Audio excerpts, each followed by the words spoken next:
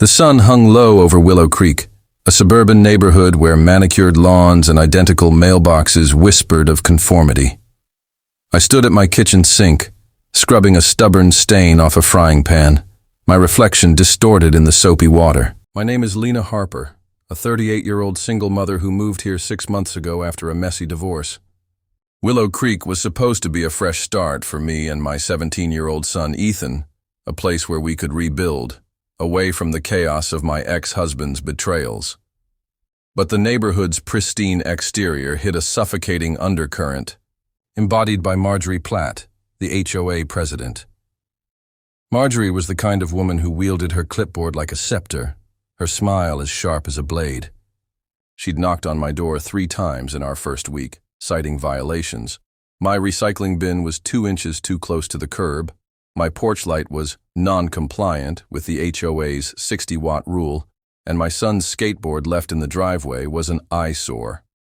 I'd nodded politely, biting back my frustration, because I didn't have the energy for a feud. Ethan, though, wasn't as diplomatic. "She's a control freak, Mom," he'd said, rolling his eyes. "Bet she measures her grass with a ruler."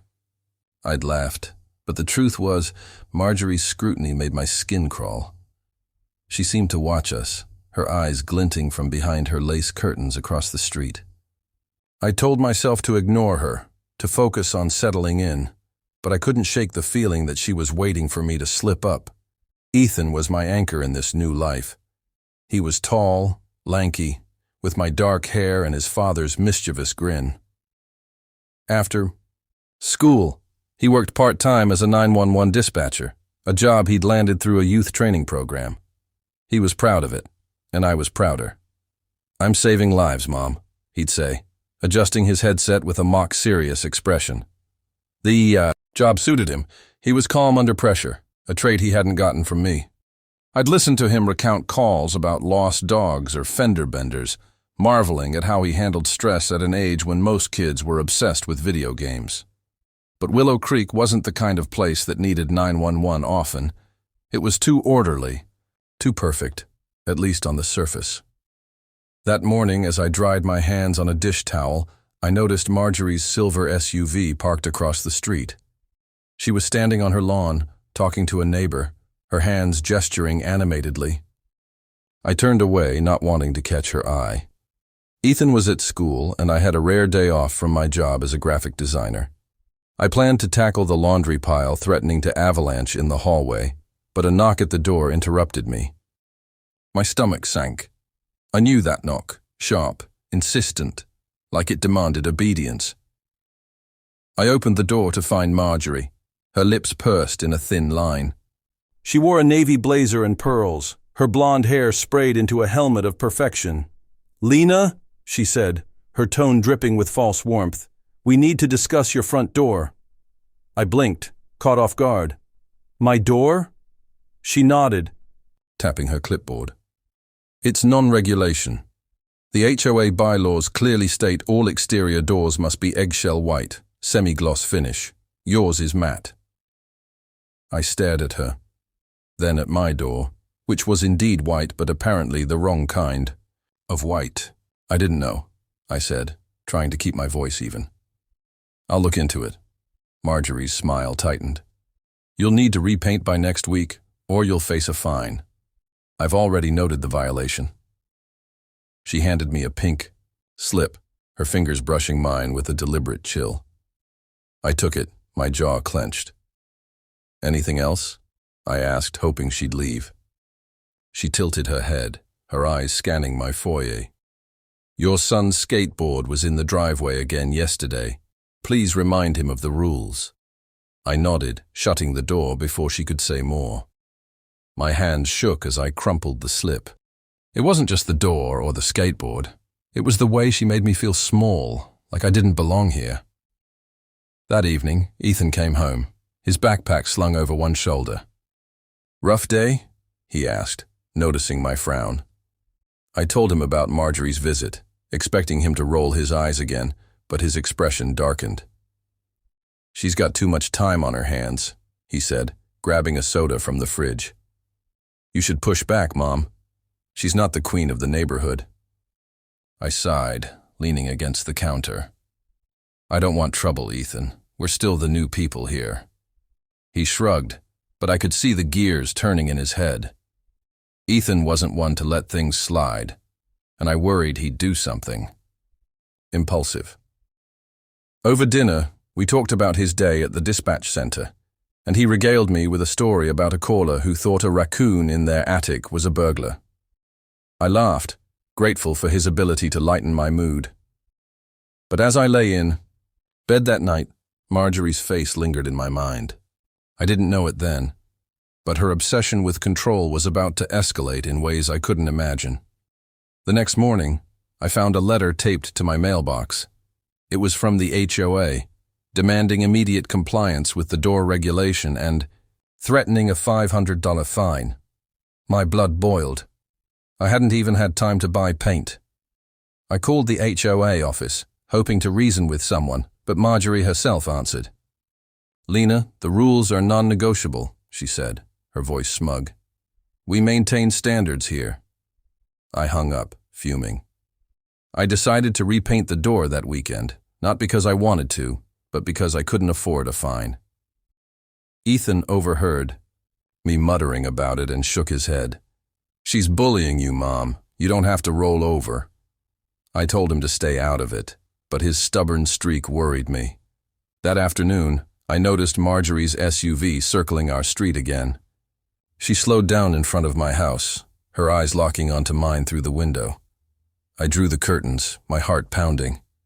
Why was she care so much about my door? It wasn't just about rules. There was a personal edge to her fixation, like I'd offended her by existing. On Friday, things took a bizarre turn. I was at the hardware store comparing paint swatches when I got a text from Ethan. "Check the front porch when you get home." I frowned, asking what he meant, but he didn't reply. When I pulled into the driveway, I saw it, a sticky note on my front door, written in Marjorie's unmistakable handwriting. "Compliance is for the good of all." My stomach twisted. She'd been on my house again, hadn't she? I checked the door, half expecting to find damage, but it was fine. Still, the note felt like a threat. I showed it to it when I showed it to Ethan that evening, and his eyes narrowed. "She's unhinged," he said. "You should get a camera, Mom. Catch her in the act." I nodded, realizing he was right. I ordered a doorbell camera online, overnight shipping, and told myself it was just a precaution. But deep down, I knew wasn't Marjorie just a nosy neighbor. She was dangerous. The camera arrived the next day, and Ethan set it up, syncing it to my phone. "Now we'll see what she's up to," he said, grinning. I forced a smile, but my nerves were frayed. That night, I couldn't sleep, my mind racing with scenarios of what Marjorie snooping around might do next. Around midnight, my phone buzzed with a motion alert from the camera. I opened the app, my heart in my throat, and saw a figure on my porch. It was Marjorie, standing in a dark coat, holding something in her hand. She reached for the My doorknob, then stopped, glancing around. My breath caught as she pulled out a key, a master key, the kind HOAs used for emergencies. She inserted it into my lock, but it didn't turn. She tried it again, her movements frantic, then stepped back, pulling out her phone. I watched, frozen, as she dialed a number. "Hello?" "Yes. I'm 911 Platt, Marjorie from the HOA president. There's a trespasser at 142 Willow Lane. Send someone. Now." My blood ran cold. She was calling 911 on me. Little did she know, Ethan was on the other end of that call. Ethan sat at his console in the Willow Creek 911 dispatch office, the hum of the headset familiar in his fingers poised over the keyboard. It was a slow Saturday night, the kind of quiet that made him itch for action. He'd been on, shift for 3, handling routine calls, a noise complaint, a lost cat, a fender bender. He glanced at the clock. 12:07 a.m. He was sipping lukewarm coffee when the line lit up. 911, what's your emergency?" he said, his voice calm and steady, a reflex honed by months of training. The voice on the other end was sharp, clipped, and dripping with entitlement. "This is Marjorie Platt, president of the Willow Creek HOA," she said. "I'm at 142 Willow Lane, and there's a trespasser. I demand immediate assistance." Ethan froze. 142 Willow Lane. That was his house. His mom's house. His pulse quickened, but he kept his tone neutral. "Can you describe the situation, ma'am?" Marjorie's voice rose, tinged with frustration. "I'm trying to inspect a property for compliance, but the lock's been changed. These tenants are defying HOA regulations. I need an officer to secure the premises." Ethan's jaw tightened. Inspect? At midnight? With a master key? He, knew exactly what Marjorie was doing, snooping, bullying, crossing every line. And he wasn't about to let her get away with it. Back at home, I clutched my phone, my eyes locked on the doorbell camera feed. Marjorie stood in our driveway, gesturing wildly as she spoke into her phone. My hands shook as I realized she'd called 911, painting me as some kind of criminal. I wanted to storm outside and confront her, but fear rooted me in place. What if she twisted the story? What if the police believed her? I'd heard horror stories about HOAs wielding power like this. Fines, liens, even forcing people out of their homes. My mind raced to Ethan. Was he working tonight? I grabbed my other phone to text him, but before I could, another alert pinged. The camera showed a police cruiser pulling up, its lights casting eerie red and blue patterns across the lawn. Marjorie waved the officer over, her face a mask of righteous fury. My stomach churned. I slipped on a pair of shoes and cracked the front door open, straining to hear their conversation. "Officer," Marjorie was saying, "these people are a menace. They've changed the locks to evade inspection. I have a master key, but it doesn't work." The officer, a middle-aged man with a bored expression, asked, "Inspection? At this hour?" Marjorie faltered, then doubled down. "It's an emergency. They're violating bylaws. Safety hazards, you understand." I couldn't stay silent any longer. I stepped onto the porch, my voice trembling, but clear. "There's no emergency. She's trying to break into my home." The officer turned, his flashlight sweeping over me. "Ma'am, stay where you are," he said, his tone firm but not hostile. Marjorie's eyes narrowed, her lips curling into a sneer. "Lena, don't make a scene," she said, as if I were a disobedient child. "This is for the good of the community." I clenched my fists, my anger bubbling over. "You're on my property with a key you shouldn't have, calling the police because I changed my locks. That's not community. It's harassment." The officer raised a hand, cutting us off. "One at a time. Ms. Platt, why do you have a key to this residence?" Marjorie straightened, her voice dripping with authority. "As HOA president, I have master keys for all properties to ensure compliance and handle emergencies." The officer frowned. "And this is an emergency?" Marjorie nodded vigorously. "Absolutely. Their door is non-compliant and they're obstructing my duties." I couldn't believe what I was hearing. "My door is white," I snapped. "You're mad because it's matte instead of glossy. That's not a crime." The officer sighed, clearly regretting his shift. "Let me see the key." Marjorie handed it over, and Ethan, back at the dispatch center, was still on the line with another call, a car accident on the highway, but his mind was on his mom's house. He'd already flagged Marjorie's call as a potential abuse of 911 system, noting the address and her claim about a trespasser. He knew the responding officer was Dan Patel, a no-nonsense cop who didn't kindly to take HOA power trips seriously. Ethan pulled up the call log, his fingers flying over the keyboard. He'd dealt with Marjorie before, not directly, but through her frequent calls to 911 about violations in Willow Creek. She'd complained about a neighbor's car parked too long, a dog barking, even a basketball hoop, lowering property values. Each time she'd demanded police action, and each time officers had told her to handle it through the HOA. Ethan had a hunch she was escalating, and now she'd crossed a line by targeting his family. He couldn't intervene directly. That'd be a breach, but he could make sure Patel had all the details. He typed a quick note in the call log. Caller has history of frivolous HOA complaints. Verify legitimacy of emergency. He hit send, knowing it would pop up on Patel's tablet. Back at the house, Officer Patel turned the key over in his hand, then tried it in my lock. It didn't turn. "This doesn't fit," he said, his tone flat. Marjorie's face reddened. "They changed the locks illegally," she insisted. "That's obstruction." Patel raised an eyebrow. "Ma'am, homeowners can change their locks. It's their property right." I felt a flicker of relief, but Marjorie wasn't backing down. "This is a gated community," she snapped. "We have covenants." Patel's patience was visibly thinning. "Covenants aren't criminal law. If there's no emergency, no break-in, no threat, you need to leave." Marjorie's mouth opened, then closed. Her eyes darted between me and the officer. For a moment, I thought she'd explode, but she pulled herself together, her smile returning like a mask. "Fine," she said, her voice icy. "But this isn't over, Lena." She turned and stalked back to her SUV, her heels clicking on the pavement. Patel handed me his card. "Call if she comes back," he said, before heading back to his cruiser.